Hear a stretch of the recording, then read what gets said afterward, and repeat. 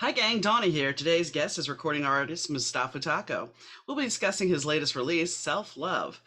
While we talk about his inspiration for his latest release, his Better 2 moment takes us back to 2018 when a popular artist did a collaboration on his track Not Okay without permission of Mustafa. While the song is searchable, it is no longer available, and the whole encounter left Mustafa feeling attacked. Welcome to the show, Mustafa. How are you doing today? Well, I'm doing great. I'm so excited to be here. I'm excited to have you. I would like to know exactly what happened. So, walk us through this. Take us back to 2018. You're starting your vocal career, correct? Yeah. So, what happened? Well, back then I only released a small EP that was called Blood Kiss. Anyway, it got shut down because we took it down. The team didn't like it anymore. But it was a good start for me as exploring the business industry for the music and everything. And suddenly I got an email after some promotion on that EP. You Okay. had this collaboration that is presented to you, Yes, I and got that collaboration that was presented to me by someone, and I'm not sure if that someone sent it to me or their team is the one that sent it to me, but I was so excited and I was like, this is my shot. I gotta take it and I gotta do it.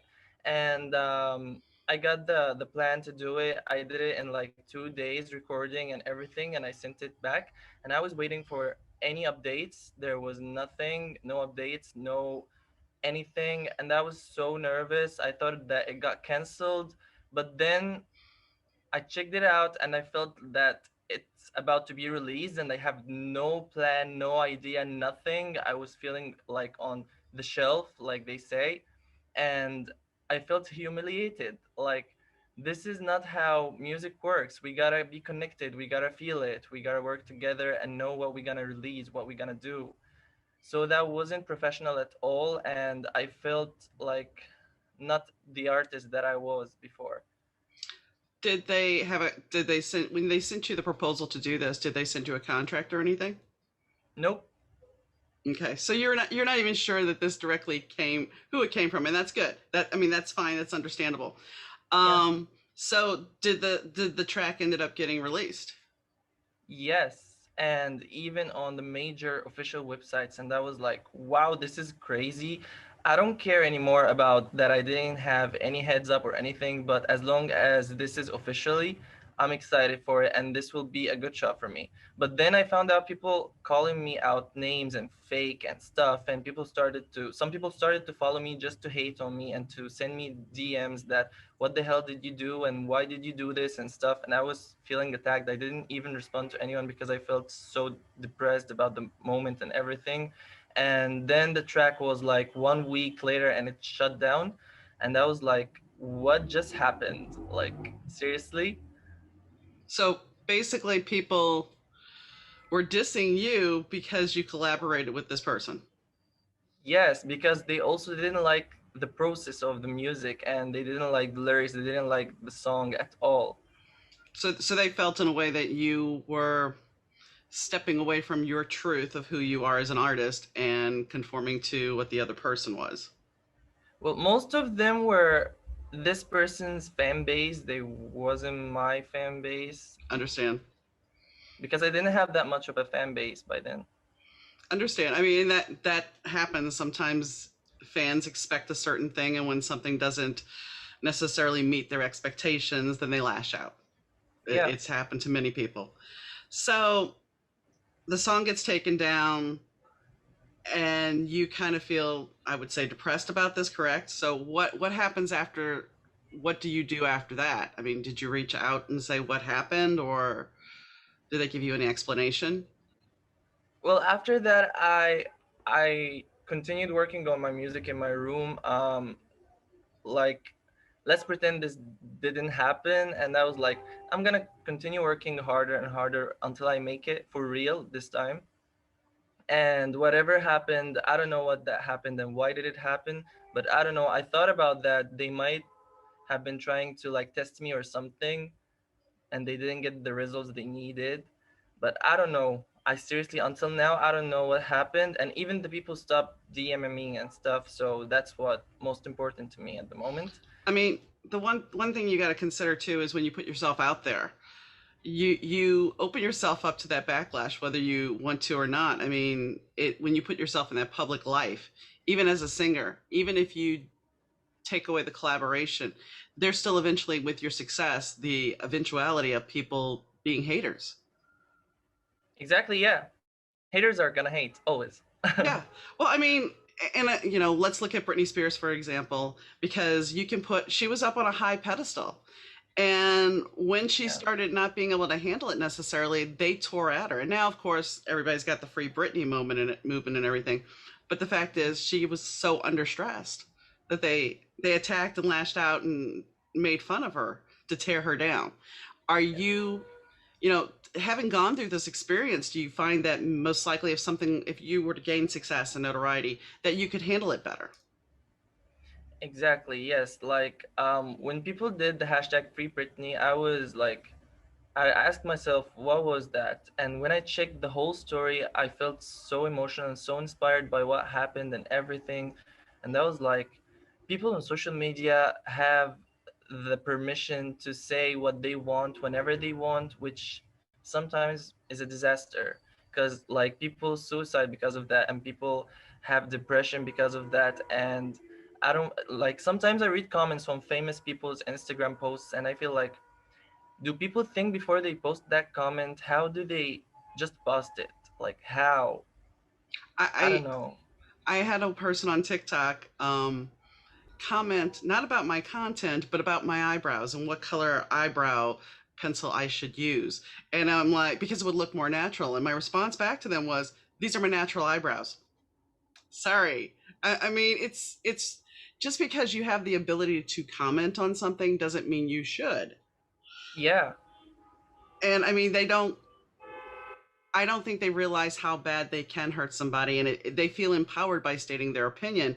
But you're a person, and I'm sure some of the comments got nasty because once again, we're talking about fans that are really fans, and if they don't consider that you are a person and you have feelings, so exactly. how how bad did this take you down? Well, to be honest, it took me down like about 1 month. I was so concerned about what happened, and I kept thinking, and I felt like, is that the end of my career? Like I wanted to make a music career, and I started 1 year ago, and I was like, is this the end? Like they tried to test me and I didn't give them the results they needed, so they shut it down and they just shut the door on my face. Am I gonna get any other opportunity after what happened and stuff? But like I said, whatever, I'm gonna keep going and I'm not gonna let this stop me, even if I'm gonna be independent for the rest of my whole life. Anyway, I do what I love, which is music. And even if I have 10 followers or 10 people who really listens to my music, I'm gonna keep doing it. How do you feel now that his notoriety continues to rise and this collaboration didn't work out? Well, to be honest, I'm starting to listen to this kind of music lately, his kind of music, Hmm. and I'm I'm getting inspired Okay. because like I do what I love. I don't care about the drama or anything because I'm not sure if that was really the person or the team behind it or record labels or I don't know because there's a lot of sides to the story that until now I don't have no idea about it. Right. Well, I mean, So yeah, there's a lot of things in the industry that you don't necessarily know, and you know, one thing I would say to you is if this was presented again, make sure you get a contract. Make sure that yeah, you have a contract to know that you're protected. You know, exactly. a lot of young artists think, okay, I'm going to be in a band and I'm going to take over the world and I'm going to do this, but you know, and the music industry has changed a lot since I dabbled. Yeah. But the fact of the matter is, you need to make sure you're protected. Exactly. Like I've been in the music industry. I've been in it like for 4 years and a half, Hmm. and it's actually pretty because you learn every year. You learn a lot of new stuff, and at the moment, I know that I gotta sign something to have my rights, Hmm. so that doesn't happen again. Yeah. So to be honest, that situation really helped me learn a lesson back then. I had a situation with that I can't really say a lot about, but I had a situation with a publicist, and I had to sign a non-disclosure agreement when I signed up with her, and it was Mhm. an experience that did not work out the best way, and but in the ultimate picture, it taught me a lot. It taught me a lot of things that I needed to know about the publishing world. So, Yeah.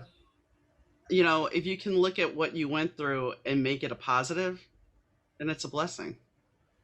Exactly, because like we gotta keep going. If we stop, then what's the meaning of life? Like my life, I love music so much. It's something deep inside me. Like I feel like when I feel depressed or so happy, I go to music. This is my go-to. Feeling like away from everybody in front of my mic, recording and listening to what I'm doing, being creative. It's seriously a whole other level. What made you decide to become a singer? Well, first I started listening to music and then I felt like I love this thing and it started to be like, something that I can't go without. Mm-hmm. Then I started just making melodies in my head and stuff, and my family wasn't that supportive about it, but my friends were like, go for it. It's cool. You get better and stuff. And I started learning and practicing and stuff, and it took me about, like, I've been singing since 10 years. Wow. So, time yeah, it was a long road. time flies. I mean, when you start a project, you don't necessarily realize how long it's been that you've been working on it, especially Hmm. when it's creative. So, what is your creative process like Well, when it first of comes to all, song? I was gonna, first of all, you go. I was gonna say about your songwriting. What does your creative process look like in your songwriting? Well, in my songwriting, I usually go for life experiences. Like, I have a lot of crazy moments in my life and stuff that I go through. Usually, they are kind of heartbreak because my first album was My Broken Heart. It was called after that title. And the thing is that I didn't want it to be that sad, that dark and stuff. So I included some music in it, which is some electro to hype people up so they don't listen to the whole thing as a sad moment, Uh huh. sad vibes. Because sad moments are having their moments and happy moments have their moments. So not everyone is sad, gonna listen to it. So I gotta include a mix. So what I do basically is sometimes when I write a sad song, I ask my producer to make a happy beat Okay. that goes with the sad lyrics. Okay. So I have a mix between happy and sad, so people, whenever they feel both ways, they listen to it and they enjoy it. Makes sense. Makes sense a lot. Yeah. You released two singles back in 2018. How did your style differ on compared to your current music? Oh, that has been a lot of change. Seriously, even my style in singing. Um, I was just telling you about we learn from our mistakes, Yeah. and this is part of the process. To be honest, like when I don't even listen to my old music anymore Okay. because that was an old taste for me. Right now, I listen to new type of music, electro, pop dance, and R&B. A lot of R&B and rock. Hmm. So that's a lot different than what I used to do and what I used to be. Do your have your fans embraced your new music, or are they, reticent of like I'm not sure about this? Have you gotten positive feedback about the new stuff? Some people like change. They love the change, and some other people they don't. Hmm. But they still appreciate me as an artist, which feels great, and I feel like a lot of support, even if one of the followers go to my DM and say this new style doesn't fit you, but I still love you. I think if you did that, it will be better. And I take this feedback as the most kind of feedbacks ever. Okay. Um, how would you describe your latest release? Well, my latest release as the Self Love album or the Fallen Angels solo. The Self Love album. I mean, how would you describe that? What was the inspiration behind it? I mean, you've obviously had the broken heart initially when you first released. Now you're talking about self love, so this has to be about self care, correct? Exactly, yes. So, what possessed you to say, okay, I'm going to write this record about self love? Well, at first I was working on that album for like a year. Hmm. That was the longest I've ever worked on. And I released the first single out of it. It was just a single. I didn't even work on the other songs. But then I started working on Get Lit, which Okay. was a whole different vibe from the first single release, which was Save Me. And I felt like, okay, this is going to be an album. I think I'm going to keep going until we see where this is going to be. I kept working and I didn't have self love in mind, to be honest. But Okay. then when I gathered the whole songs together and the package and I started thinking, I said to myself, this is all about self love. Like it has a story, but it focuses on self love at the end and caring and stuff and some positivity in the end of the track list, which is beautiful. So I said, let's release this. Let's make this self love. Okay. What was the inspiration for Looseless? Oh, I had a breakup Okay. during the whole pandemic of COVID and everything, and it was so hard because basically it was because of the what was going on. Like we don't have work, no job, no money, no hanging out, nothing, and we were in different places, and we needed to be close. I'm kind of needy. Like in a relationship, I Uh huh. need the person that I'm with to be next to me. Go So ahead. yeah. I was gonna say, and COVID definitely kept you away from the other person. Exactly. Because, like, it's COVID. You don't get someone to be next to you. No, no, not unless they're in your same house or apartment. Other than that, no. Yeah. You released two albums in 2019, "Photo" and "My Broken Heart," and was the delay of your self love record because of COVID? To be honest, no. COVID didn't stop me from making music because, like, I do music from my home and my producer is already in other countries. So we work through Gmail and stuff, which is perfectly fine. Okay, so you just decided to not release anything in 2020 then? Yeah, Okay. kinda. I felt like people wouldn't feel like it's okay to listen to an album during what's happening. Like, people were dying and stuff, and I didn't want to feel harsh or anything. Like, you would never listen to an album when there is a pandemic going on and you lose people you love, which is very hard. So I felt like I should, as long as the album is about self-love and self-care, so let's release it after what's going on. Okay, makes sense. Makes total Yeah. sense. I saw a video on your Facebook page talking about sobriety. And I know in the music business in general, substance abuse, including alcohol, can be prevalent. So, Mhm. since you're based in Egypt, I'm not quite sure if you guys have a lot of clubs like we do, and being younger and enjoying life. Is that why you posted this about sobriety? I mean, were you having too much fun? Were you partying too much and decided I need to get myself in check? Well, to be honest, I wasn't that much of an alcoholic because you said it yourself. We don't have that much of clubs in Egypt, but I have a group of friends which loves to party, and I love to party as well. And the whole thing was a new thing to us because we said, let's try it together, let's try new things together at once. And some people loved it, some people didn't do it again. Um, and we said we're gonna take it as a limit.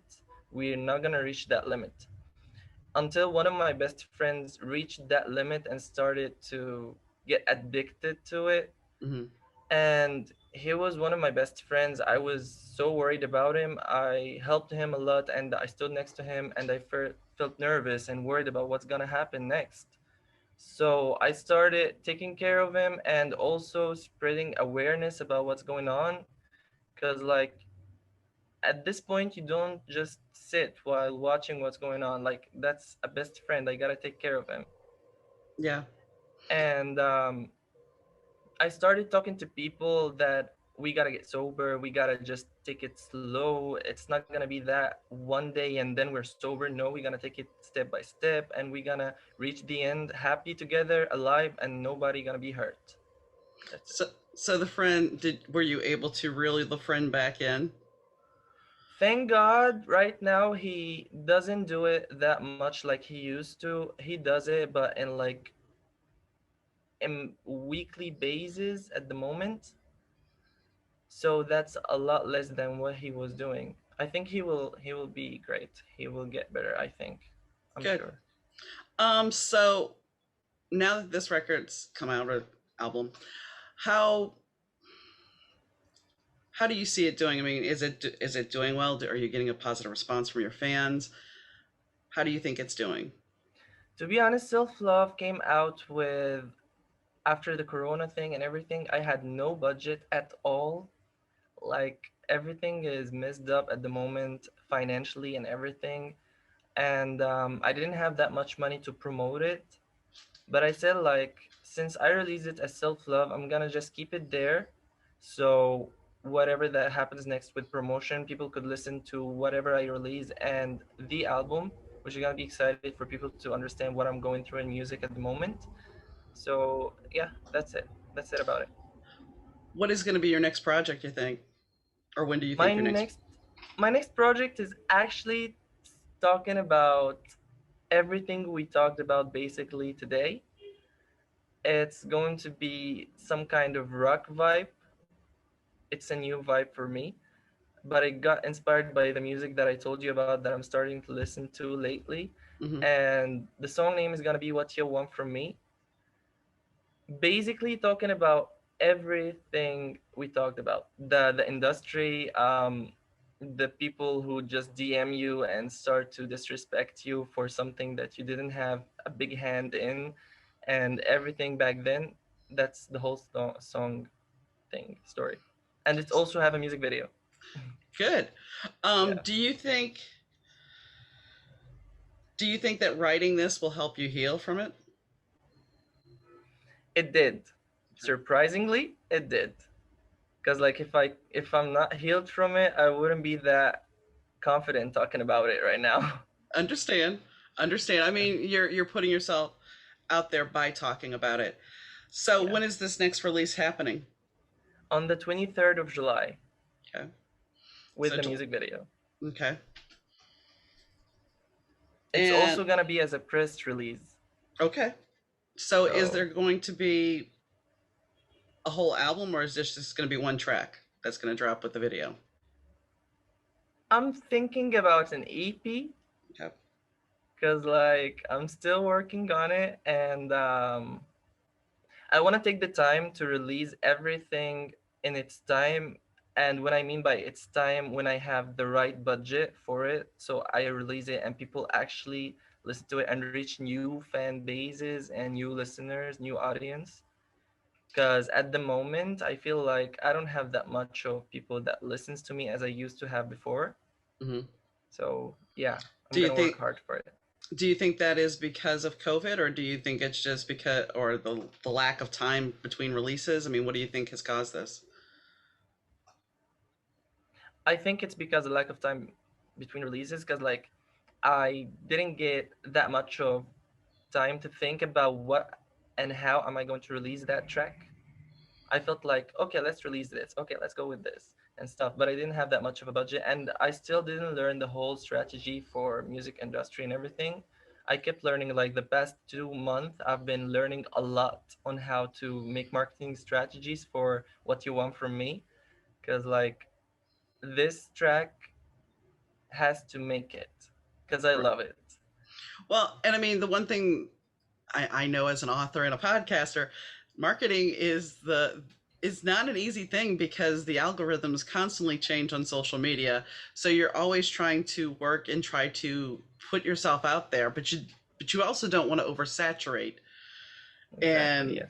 get people going, I don't even want to deal with you anymore. So there's a fine balance. Do you think you found that balance um, before COVID, when you were building your audience for your first two releases?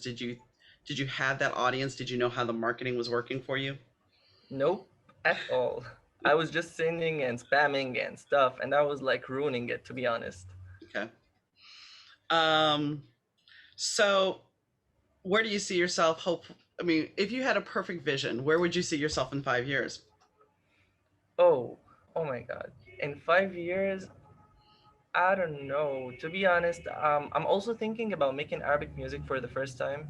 Okay. Because, like, in Egypt here, they support Arabic music, and I'm thinking about making Arabic music with a twist of the music production in English, which is people started to do here, and I want to hop on it so fast because that's already my style. It, And also, English isn't that much supported here because Egypt is an Arabic country, and people love to listen to stuff they understand because not everyone understands English here. understand. And the most English songs they listen to here is the hits, top hits. Hmm.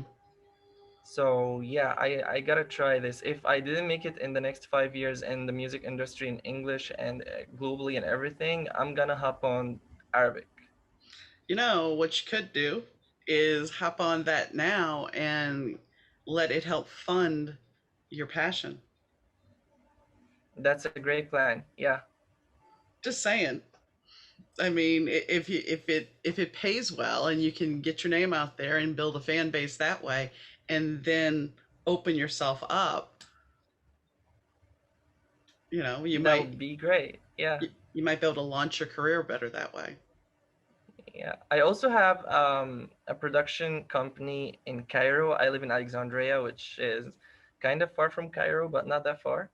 And Cairo is the capital, so they have a lot of companies there, music companies and stuff. And I have a friend of a friend who works there, and I'm thinking about going this summer to go there and just talk with them about the plan of making Arabic music with the production of an English and stuff, and let's see how this is gonna happen. I think it's worth a shot. I mean, you won't know unless you try, and it might be the most rewarding thing there because you're doing something that is different, and you'll have something to fall back on and create the audience for your passion projects because Yeah. somebody might say, wow, this is really cool, let's see what else he does. Mm-hmm. So um so let me ask you this, what's it like living in Egypt? Um, it's good and sometimes it's hard because like it's good that I have my family and friends who accept me and everything. It's kind of hard because people here are so judgy, you know. But They you want to judge you for go ahead. a lot of things. But see, that's not just limited to there. They judge. America, people judge all the time. You walk into a store, people are judging you. So it's not just there. It may seem like it's just there, and it may be worse there by certain standards, but it's just as bad here. Trust me. I understand what you're saying, but here like there's no human rights that much as it's Okay. there for you. Fair Human enough. rights here are kind of messed up a little bit because they put human rights legally and everything, but when people doesn't do with it, people doesn't go with it at all, and you will never get what you want. Like if I'm wearing, let's say I'm a boy and I'm wearing something a little bit Feminine? from another culture, Okay. it doesn't need to be feminine. Like, Okay. maybe we could say feminine. People would judge you. Okay. And they will say that this is bad and God doesn't love you and stuff, and they might even take you to the police. That is where it, in some aspects, because for some people here in this country, they still have their rights trampled upon.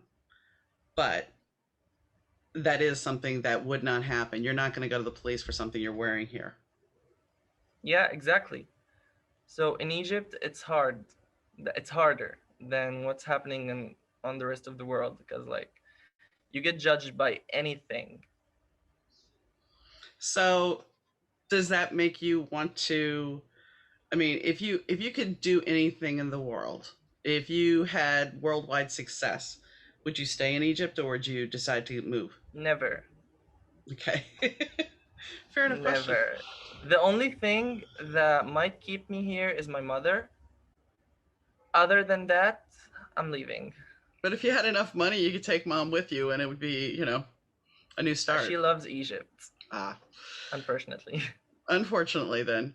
Um so do you play any instrument? Do you play keyboards? I mean, since you're creating this music, what instrument are you using to create Well, it? I play guitar, Okay. then I learned to play keyboard, and there is a fact I didn't learn drums, but I know how to play them. I don't know how. As I long just as go with the beat. that's all that matters. That's all that matters. As long as you know how to play. And I mean, basically, if you know how to play the keyboard now, you can pretty much put anything together that you need to put together. Drum track. Exactly, yes. Yeah. Yeah. Um, have you done any of your music live? Yes, like about 6 times I went on stage, and it's so nervous, but it's amazing. You know, when you have an experience like, I want to do this, but I'm scared, but then after you do it, you feel like, I want to do it again. Yeah, yeah. That's the Um, experience. was it at a club or was it at just a show? Where did you do it? First time it was at a show. I did it in front of 6 judges, and I took it as like a competition, as a challenge between me and myself. Like, I'm gonna sing a hard song for the first time going on the stage. And I sang Chandelier by Sia. Wow. Okay.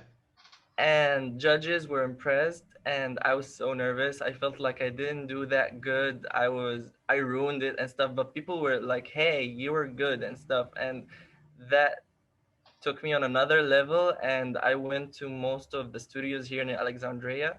Like, I sat with producers, from the top producers to the less experienced producers and writers and stuff, and most of them are supportive, but they be like, I don't know how to help you, because they work on Arabic music most of the times. So that's a little bit of effort from me here to do something special than what everyone is doing around me. So yeah. So, sometimes when you're up on stage, how do I say this?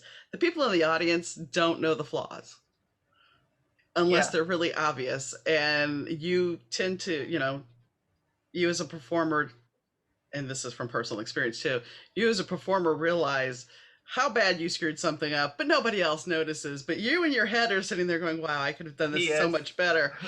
And they're just like, oh no, that was wonderful. And you're like, yeah. Yes. Yeah. I mean, I think, will there be more opportunities for you coming forward that you'll be able to perform live as, you know, things try to get back to normal? Hopefully. If that happened, I'll be so in it, and I'll be so excited, because like, the last time I went on a stage was October 2019, Mm-hmm. and I wasn't singing. It's a surprise. I was acting. Okay. I joined college 2019, and it was my first year and everything. There was that casting with a big producer, and my friends in college were like, go for it. And I said, I'm not an actor, I'm a singer, and I got refused before in a casting, so I don't want to do it again. But they were so supportive about it, and I was like, okay, I'm going for it, because acting is pretty hard. Like, they give you a script, Yeah. full script, and they give you like 15 minutes to save it in your mind and get everything clear and ready and go for it. But I felt like I'm in an exam, in a science exam. I was like, what, how, and when should I do that? Yeah. Yeah. So I went there. The producer didn't like my casting, to be honest, but he liked my style and he loved my voice. So he took me. And I was like, okay, so you're gonna take me for my voice and my style? What are we gonna do with that in an acting show? Uh huh. He was like, we're gonna use that. I'm gonna give you the basics of acting and dancing and even singing in Arabic, and let's get this started. I worked for 5 months before for 6 hours a day, Hmm. which was so hard, but I loved it, to be honest. Like, we were working a whole team. It was so big. And also he surprised us as it's an international show Nice. against Korea, Japan, Palestine, and a lot of other countries in Alexandria here. Hmm. At a big stage, it was called Bermtunsi on the beach.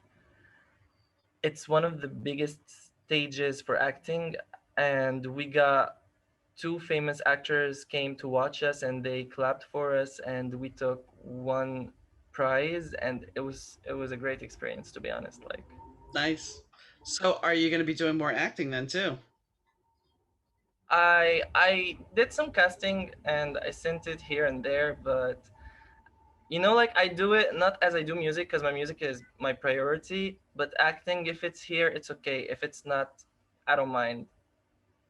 Well, It just some, happens. I mean, a lot of people that started out in a band ended up being actors and and then they went back to their band. So, I mean, if it's something that you enjoy doing, then do it. If not, then yeah, let it slide. But it's always good to put your name out there. Exactly. Well, I enjoyed acting so much, but it takes a lot of effort and a lot of my time, my normal daytime and my musical time. It takes a lot of time, to be honest. So I don't even have the time to even scratch my hair, as they say. Yeah, I go home, I sleep, and then I wake up next day to go to the prova and everything, and then I go back home and practicing, and it's so hard. So, you said you entered college. So, what are you studying in college? Tourism. Okay. So, what are your hopes to do with the tourism degree? I want to be a flight attendant Okay. because I want to get out of here. And travel the world, and yeah, Yeah, and even that might give me a chance of touring. true, true. And you never know who you might meet. Yeah. Let's see. I guess. So then, I think we've already covered this, but I'm going to ask anyway. So your moment with the artist that whole collaboration, are you glad it happened? I mean, do you think it was better to have had that happen to you at an early stage in your career as opposed to it happening later? Back then, I wasn't that much of proud that it happened, but now I am proud that it happened because I learned a lot from the whole situation. Like, I gotta have my own rights signed, and I gotta know what's right for me and what's not right for me to do. I gotta make sure that this is real and this is not real. I just reminded me of something that happened to me last 2 months. I got an email from a big major record label. Mm-hmm. I'm not gonna mention the That's name or fine. anything. um I got it, and they were so interested to work with me and everything. And after a lot of reading and a whole lot of reading, and I even contacted a lawyer and everything, but then he told me that there is something off about this. I checked it out. I even DM'd most of the artists in this major record label to make sure that this is the right thing that they got when they got signed. Mm-hmm. And I felt like they're not gonna reply me back or anything, but just as I want to feel protected and I want to feel like this is serious because they ask it for a fee to Yeah. get signed. No. So I was like, this is off. It wasn't a big of a fee or anything. It was like $20 or something. But I felt not protected about it. And then I checked more research and everything. One of the artists, he was just signed, and he sent me back and he said, it's not that big and they're faking it. It's a spam. They don't ask for money. And he sent me a link of that major record label website, official website. Mm-hmm. They wrote it down that we never asked for a fee, and if someone did, report them and report the email and everything. I did the report and it was correct. So thank God I didn't fall for this. And that's the thing. Whether it be and this not only goes to music, it goes to writing or whatever. There was a contest that I had entered, or I was about to enter. The thing came up and was about writing a book, and the only thing that was required was a happily ever after. So I wrote a book. I Mm-hmm. got it all down and I was getting ready to send it in. And I looked through the contract. And there was this clause in the contract. And this is legit. So it wasn't that it was a mock up, it wasn't a spam or anything like that. This was a legit contest by a big publisher. And standard boilerplate in the contract, but I didn't want to go forward because it said if we don't take your story and we happen to publish a story very similar to your story, well, you can't sue us. Okay. Oh, So okay. I called my friend who was actually traditionally published and I said, "Is this in your contract?" And she said no. And I mean, I may have shot myself in the foot because I decided at that point, I'm not going to do this. I'm not going to run the risk. I'll keep my book. Mm-hmm. So, for anybody that's listening to this that may be a musician or a writer or an actor, there's a couple of things to think about. If somebody's sitting there sending you an email saying we want to work with you, but you have to pay, and that includes the modeling industry, because I know you've also done some modeling. You know, if somebody's sitting there telling you you have to pay to be signed with us, that's not how this works. It's not how any of this works. Yes. Um, because they're going to make money off of you by taking a percentage of what you bring in. So don't fall for that because they're just trying to scam you, and that can hurt you. Um, Exactly. Also, you know, make sure that you vet these people. Make sure because there's people that are looking to make money off of you, whether it's in marketing, publicity, anything of that nature. Make sure you're vetting people, and it'll save you money and aggravation and heartache because you don't want to get your hopes up to have something come crashing down. You Yep. know, so I back to what we are saying. I assume that everything, you know, as we're saying, this was better to have happened at this point in the game because as your success grows, you're not going to want to. You're going to be a lot smarter now. So Exactly. Like we learn from what happens to us and we know what's right and what's not during the whole thing. And I'm sure that I'm still having a lot of things that I didn't learn until now, and I will learn in the couple next years. yeah, and the thing about learning is, and the industry, it's always changing, always Exactly. Yes. changing. I mean, if I'll age myself, we didn't have. You couldn't download a song back when I was a teenager. You couldn't do that. You Mhm. know, and now, you know, you had to wait to go to the record store to buy it. Now it's at your fingertips at midnight when it's, you Yeah, know, so just just stick with the evolution and build your fan exactly. base. So I appreciate you taking the time and Oh, I thank you. wish you great success. Thanks, guys, for tuning in to the Better 2 podcast. Your listenership is greatly appreciated. If you like what you hear, remember to hit subscribe. We also have our videos on YouTube. They're usually posted the same day as the podcast, and you should check it out. If you have a question or you would like to be a guest on the show, please drop me an email, and I'll be glad to talk to you about it. The email is Dauna, Dauna, at thebetter2podcast.com. Thanks again for tuning in, and catch you next time.